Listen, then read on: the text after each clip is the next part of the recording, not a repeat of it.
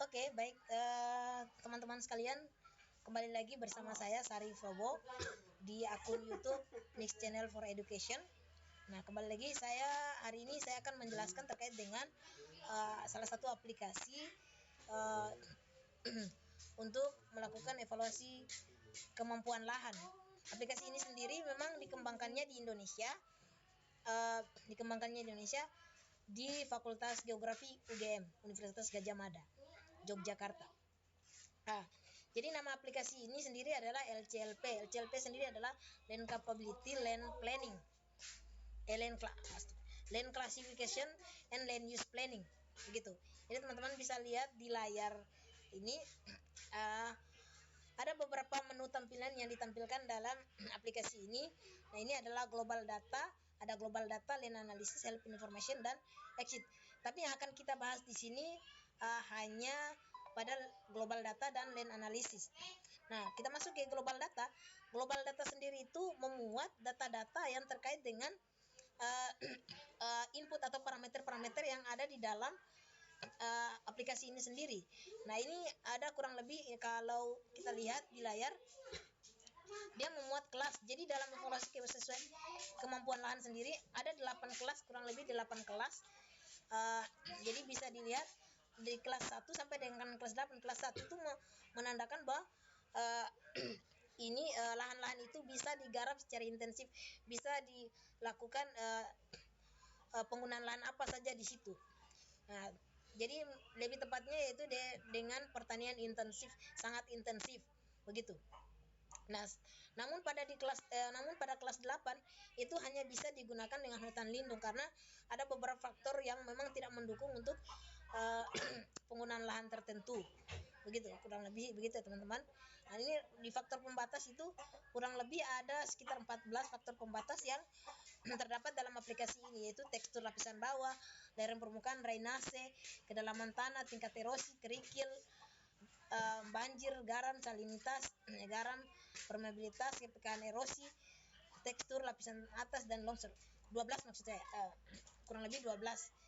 Terus nah, ini adalah deskripsi faktor pembatas yang tadi kita lihat. Nah, dalam faktor pembatas itu parameter-parameternya itu sendiri ada di dalam sini. Kita contohkan yaitu pada tekstur bagian atas. Nah, tekstur bagian atas sendiri itu ada halus, agak halus, sedang, agak kasar, sampai ke kasar. Nah, begitu juga di lereng. Lereng itu di datar, sangat landai, agak miring, berbukit, atau dan agak curam. Dan sampai ke ada juga sampai ke tekstur lapisan tekstur lapisan bawah. Nah, ini ada kurang lebih itu. Nah, ini adalah kelas kemampuan lahan yang nanti dihasilkan ketika kita melakukan analisis, begitu teman-teman sekalian ya. Nah, kita kembali ke menu utama yang tadi. Nah, ini menu utamanya adalah, ini kita bisa lihat, ini land analysis. Ketika kita mengklik, maka dia langsung kembali ataupun dia akan masuk ke jendela baru, yaitu land analysis. Bisa teman-teman lihat di layar. Ini adalah tampilan land analysis. Nah, di sini di land analysis sendiri ada menu-menunya, yaitu di file dan analyze. Di file sendiri ini terdiri dari mohon maaf, agak berat tutupnya. Terdiri open map, open database, save, preview, clear map, clear input table, dan clear all, dan back. Back ini nanti kita kembali lagi ke menu global data tadi. Di open map sendiri, di aplikasi ini sendiri memang dia bisa mendukung untuk dimasukkan peta dalam bentuk JPEG. Nah, itu ada di open map. Nah, sedangkan open database ini adalah fitur yang memungkinkan kita untuk bisa masuk ke dalam file yang telah kita running sebelumnya atau kita simulasikan sebelumnya, sehingga bisa kita panggil kembali melalui fitur database ini, teman-teman sekalian. Nah, terus save ini adalah fitur yang memungkinkan kita untuk menyimpan hasil pekerjaan kita. Nah, di save ini sendiri, apa kita menyimpan table atau menyimpan hasil analisis atau menyimpan mapnya itu. Nah, di preview ini kita bisa melihat hasil analisis kita itu apakah hasil input tabelnya ataupun hasil analisis tabelnya. Nah, di clear map Nah, itu kita menghapus map yang telah kita input tadi. Terus clear input tabel, kita menghapus inputan yang ada dalam tabel. Clear all adalah kita menghapus semua inputan, baik itu map ataupun tabel. Gitu-gitu teman-teman ya. Nah, di menu analyze sendiri itu ada input table dan analyze, begitu teman-teman. Jadi input table itu ini bisa dilihat di bawah sini. Bisa dilihat ini input tablenya yang ini. Nah, terus yang kedua analyze ini kurang lebih ada tombolnya di sini juga. Kita langsung melihat analyze-nya seperti apa, atau langsung analyze ini tools yang digunakan untuk menganalisa. Ketika menganalisa, hasilnya akan muncul. Nah, teman-teman sekalian, dalam aplikasi ini juga, ini kan hanya ada satu tabel yang hanya satu row yang dimunculkan di sini. Bagaimana jika kita mempunyai banyak data, banyak kode satuan lahan, kurang lebih taruhlah di 4 atau 5. Bagaimana kita menambahkannya? Nah, cara menambahkannya adalah dengan klik kanan, terus add row data. Nah, maka dia akan menambahkan dengan sendirinya.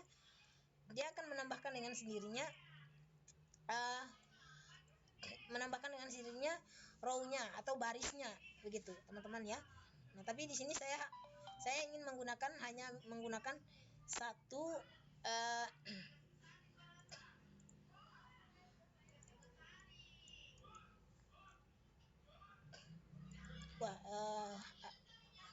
teman-teman kurang lebih tidak bisa menghapus, kayaknya ada kesalahan teknis di sini.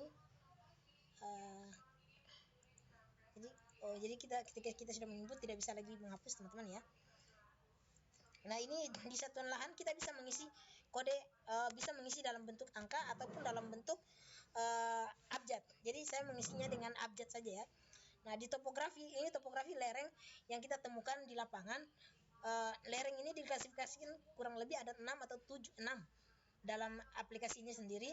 Nah, ini bisa lihat di A, datar, landai, berombak, agak miring, agak curam sampai sangat curam. Nah, kita taruhlah dengan landai berombak. Nah, terus kerikil di lapangan kita temukannya dalam jumlah gimana? Dalam satuan lahan itu banyak ataupun sedikit. Kita taruhlah di sedang atau tidak ada lah.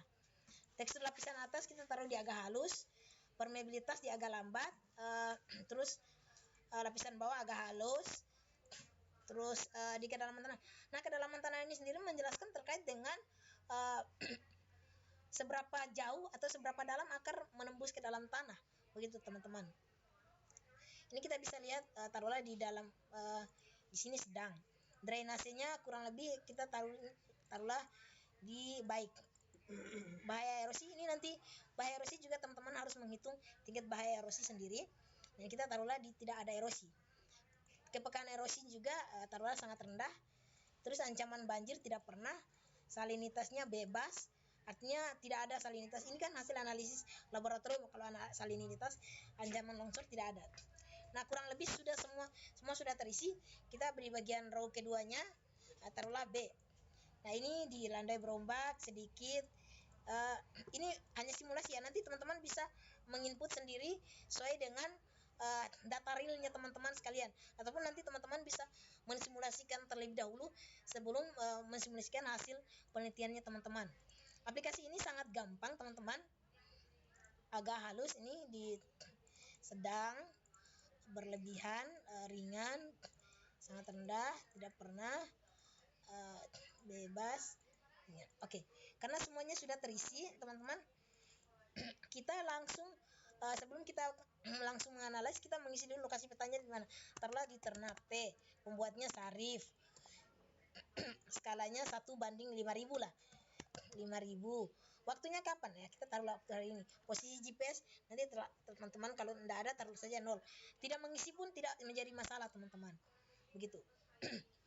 Kita langsung ke analyze. Nah, ini dia. Jadi ketika kita melakukan analyze, maka hasil yang ditemukan adalah seperti ini teman-teman. Maka ditemukan kode satuan lahan yang tadi kita masukkan. Nah, itu faktor pembatas yang muncul adalah lereng permukaan kedalaman dan kedalaman tanah.